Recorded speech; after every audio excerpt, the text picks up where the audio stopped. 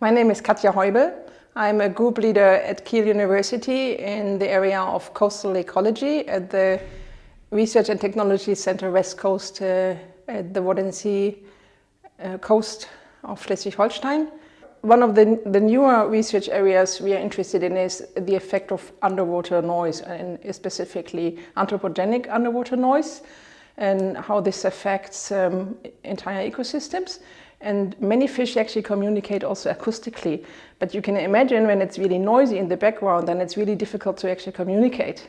This is embedded in a JPI Oceans consortium. It's called ORCHESTRA, and within ORCHESTRA we are focusing on the effect of underwater noise on zooplankton, and with underwater noise we mean anthropogenic underwater noise, and this is caused by, for example, shipping traffic or the maintenance and construction of offshore wind farms.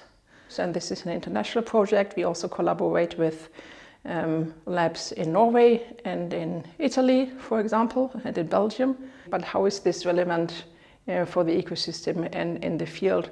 And that's why we try to actually zoom out and replicate our experiments that we had done in the laboratory and do it in a field setup. So we try to translate our experiments to field experiments to actually study how predator-prey interactions of zooplankton is affected by underwater noise in the field. And for this we use this field cage, so the entire copepod community with a standardized population size goes into the field cage, and we can film and monitor noise in this cage. It's really important for our group to be in close contact and collaborate not only interdisciplinarily but also transdisciplinarily, and we do that for example with local fishermen on the one hand side, but mainly we also collaborate with state authorities, for example National Park Authority of the National Park Wadden Sea, Schleswig-Holstein. And that's really important because I do think it's great to have really interesting research questions, but it's also really important to think about what it is good for and how we can actually really also serve to this society. And that's what we do by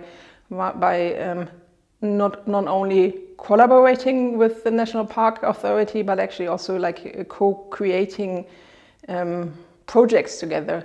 What I personally think is really great about the reSEArch-EU Alliance is the prospects for joint teaching and teaching exchange.